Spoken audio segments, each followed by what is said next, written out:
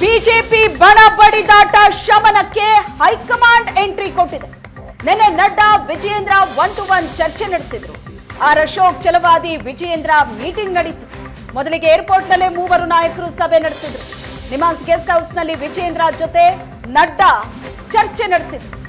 ಆಂತರಿಕ ವಿಚಾರಗಳ ಮಾಹಿತಿಯನ್ನ ನೀಡಿದ್ದಾರೆ ವಿಜಯೇಂದ್ರ. ರಾಜ್ಯ ಬಿಜೆಪಿಯಲ್ಲಿ ಏನೇನಾಗ್ತಾ ಇದೆ, ಯತ್ನಾಳ್ ಅಂಡ್ ಟೀಮ್ ಏನೆಲ್ಲ ಮಾಡ್ತಾ ಇದೆ ಅನ್ನೋದರ ಬಗ್ಗೆ ವಿವರವಾದ ಮಾಹಿತಿಯನ್ನ ನಡ್ಡಾಗೆ ಕೊಟ್ಟಿದ್ದಾರೆ ವಿಜಯೇಂದ್ರ.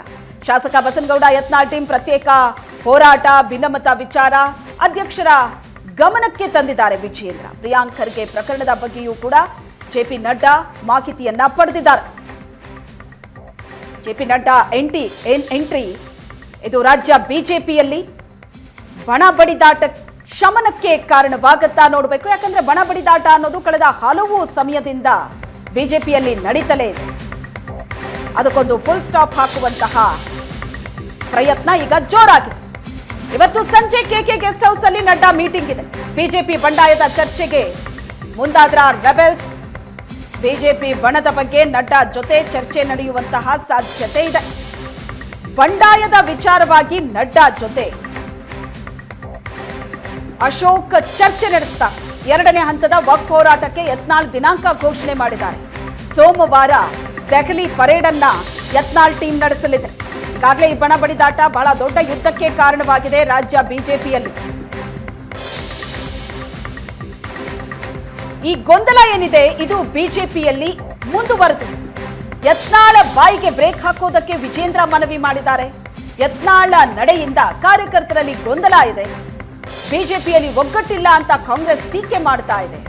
2 ತಂಡವಾದ್ರೆ ಹೋರಾಟ ಮಾಡೋದು ಹೇಗೆ ಅಂತ ನಡ್ಡಾ ಮುಂದೆ ವಾದ ಮಂಡಿಸಿದ್ದಾರೆ ವಿಜಯೇಂದ್ರ. ಈ ಬಗ್ಗೆ ಹೆಚ್ಚಿನ ಡೀಟೇಲ್ಸ್ ಅನ್ನ ಕೊಡ್ತಾರೆ ನಮ್ಮ ಪ್ರತಿನಿಧಿ ರವಿ ಶಿವರಾಮ್ ಸಂಪರ್ಕದಲ್ಲಿದ್ದಾರೆ. ರವಿ ಶಿವರಾಮ್, ಬಹಳ ಸಮಯದಿಂದ ಬಿಜೆಪಿ ಒಳಗಡೆ ನಡೀತಾ ಇರುವಂತಹ ಈ ಬಣ ಬಡಿದಾಟ ಇವತ್ತು ಫುಲ್ ಸ್ಟಾಪ್ ಬೀಳತ್ತೆ, ನಾಳೆ ಫುಲ್ ಸ್ಟಾಪ್ ಬೀಳತ್ತೆ ಅಂತ ನಿರೀಕ್ಷೆ ಮಾಡಿದ್ದೇ ಬಂತು.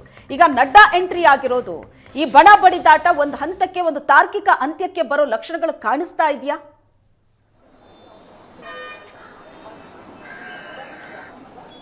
ಶ್ವೇತಾ, ಆತರ ಏನು ಅನಿಸ್ತಾ ಇಲ್ಲ. ಯಾಕೆಂದ್ರೆ ತಾವೇ ಹೇಳಿದಂತೆ ಬಹಳ ದಿನಗಳಿಂದ ಬಿಜೆಪಿಯಲ್ಲಿ ಈ ರೀತಿಯ ಭಿನ್ನಮತದ ಚಟುವಟಿಕೆ, ಅಪಸ್ವರಗಳು ಮತ್ತು ಬಣಗಳ ನಡುವೆ ಒಂದು ರೀತಿ ಕಾದಾಟಗಳು ಜಾಸ್ತಿ ಆಗ್ತಾ ಇದ್ದಾವೆ. ಈ ಸಂದರ್ಭದಲ್ಲಿ ರಾಷ್ಟ್ರೀಯ ಅಧ್ಯಕ್ಷರಾಗಿರುವಂತಹ ಜೆಪಿ ನಡ್ಡಾ ಅವರು ಬೆಂಗಳೂರಿಗೆ ಬಂದಿದ್ದಾರೆ. ಸಹಜವಾಗಿ ದೆಹಲಿಗೆ ಹೋದಂತ ಸಂದರ್ಭದಲ್ಲಿ ಮುಕ್ತವಾಗಿ ಮಾತನಾಡೋದಕ್ಕೆ ಅವಕಾಶಗಳು ಸಿಗುವುದಿಲ್ಲ. ಯಾಕೆಂದ್ರೆ ಅವರು ಕೇಂದ್ರದಲ್ಲಿ ಬ್ಯುಸಿಯಾಗಿರ್ತಾರೆ. ಅವರಿಗೆ ಬೇರೆ ಬೇರೆಯ ರಾಜ್ಯಗಳ ಜವಾಬ್ದಾರಿ ಇರಬಹುದು, ಅವರ ಇಲಾಖೆಯ ಜವಾಬ್ದಾರಿ ಇರಬಹುದು. ಹೀಗೆ ಲಿಮಿಟೆಡ್ ಒಂದು ಕೆಲವೇ ಸಮಯದಲ್ಲಿ ಮಾತನಾಡಿ ಮುಗಿಸುವಂತ ವಿಚಾರ ರಾಜ್ಯ ಬಿಜೆಪಿಯದಲ್ಲ. ಹಾಗಾಗಿ ಈಗ ರಾಜ್ಯಕ್ಕೆ ಬಂದಿರುವ ಸಂದರ್ಭದಲ್ಲಿ ಆ ಸಮಯಾವಕಾಶವನ್ನು ಬಳಸಿಕೊಂಡು ವಿಜಯೇಂದ್ರ ಅವರು ರಾಜ್ಯ ಬಿಜೆಪಿಯಲ್ಲಿ ಆಗ್ತಾ ಇರುವಂತಹ ವಿದ್ಯಮಾನಗಳ ಬಗ್ಗೆ ಸುದೀರ್ಘವಾಗಿ ಜೆಪಿ ನಡ್ಡಾ ಅವರ ಗಮನಕ್ಕೆ ತಂದಿದ್ದಾರೆ ಎನ್ನುವಂಥದ್ದು ಈಗಿನ ವರ್ತಮಾನ. ಪ್ರಮುಖವಾಗಿ ನಿನ್ನೆ ರಾತ್ರಿ ಬೆಂಗಳೂರಿಗೆ 8:30ಕ್ಕೆ ಜೆಪಿ ನಡ್ಡಾ ಅವರು ಬಂದರು. ಬೆಂಗಳೂರಿಗೆ ಬರ್ತಾ ಇದ್ದಂತೆ ಬೆಂಗಳೂರಿನ ಏರ್ಪೋರ್ಟ್ನಲ್ಲಿ ಆರ್ ಅಶೋಕ್, ಛಲವಾದಿ ನಾರಾಯಣಸ್ವಾಮಿ ಮತ್ತು ವಿಜೇಂದ್ರ ಅವರ ನೇತೃತ್ವದ ಸಮ್ಮುಖದಲ್ಲಿ ಕೆಲ ಹೊತ್ತು ಅಲ್ಲಿ ಒಂದು ಸಮಾಲೋಚನೆಯನ್ನು ಮಾಡಿದರು. ಆ ಮೂವರ ಸಮಾಲೋಚನೆಯ ಸಂದರ್ಭದಲ್ಲಿ ರಾಜ್ಯ ಸರ್ಕಾರದ ಕಾರ್ಯವೈಖರಿ ಇರಬಹುದು, ಪ್ರಿಯಾಂಕ್ ಖರ್ಗೆ ಅವರ ಮೇಲೆ ಬಂದಂತಹ ಆರೋಪ ಇರಬಹುದು, ಇದೆಲ್ಲದರ ಬಗ್ಗೆ ಸವಿವರವಾದ ಮಾಹಿತಿಯನ್ನು ಜೆಪಿ ನಡ್ಡಾ ಪಡೆದಿದ್ದಾರೆ. ಅಲ್ಲಿಂದ ನೇರವಾಗಿ ಏರ್ಪೋರ್ಟ್ನಿಂದ ನಿಮ್ಹಾನ್ಸ್ನ ಗೆಸ್ಟ್ ಹೌಸ್ಗೆ ಬಂದಿದ್ದಾರೆ. ಅವರ ಕಾರ್ನಲ್ಲಿಯೇ ವಿಜೇಂದ್ರ ಕೂಡ ಆಗಮಿಸಿದ್ರು. ಈ ಸಂದರ್ಭದಲ್ಲಿ ಮಧ್ಯರಾತ್ರಿಯ ತನಕ ರಾಜ್ಯ ಬಿಜೆಪಿಯ ಆಂತರಿಕ ವಿಚಾರಗಳ ಬಗ್ಗೆ ಚರ್ಚೆ ಆಯಿತು ಎನ್ನುವಂಥದ್ದು ಮಾಹಿತಿ. ಪ್ರಮುಖವಾಗಿ ವಿಜೇಂದ್ರ ಒಬ್ಬರೇ ಜೆಪಿ ನಡ್ಡಾ ಅವರಿಗೆ ಎಲ್ಲ ಮಾಹಿತಿಗಳನ್ನು ಕೊಟ್ಟಿದ್ದಾರೆ.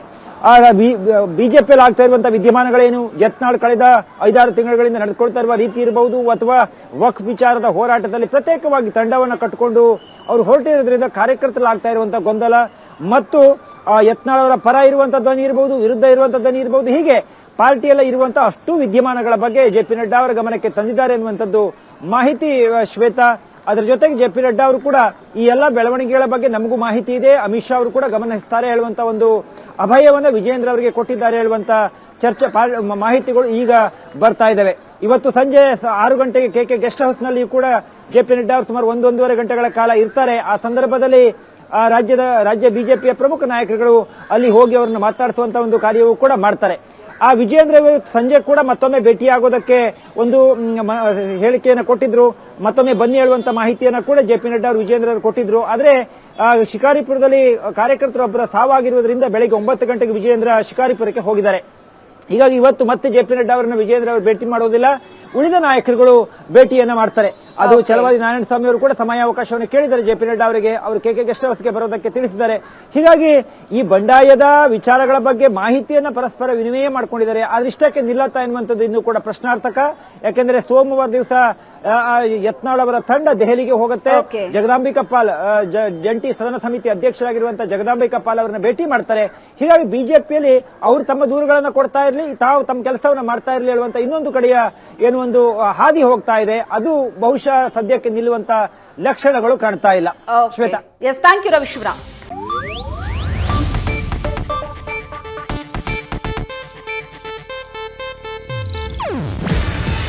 ಇದು ಏಷ್ಯಾನೆಟ್ ನ್ಯೂಸ್ ನೆಟ್ವರ್ಕ್ ಪ್ರಸ್ತುತಿ. ನೀವು ನೋಡ್ತಿದ್ದೀರಾ ಏಷ್ಯಾನೆಟ್ ಸುವರ್ಣ ನ್ಯೂಸ್.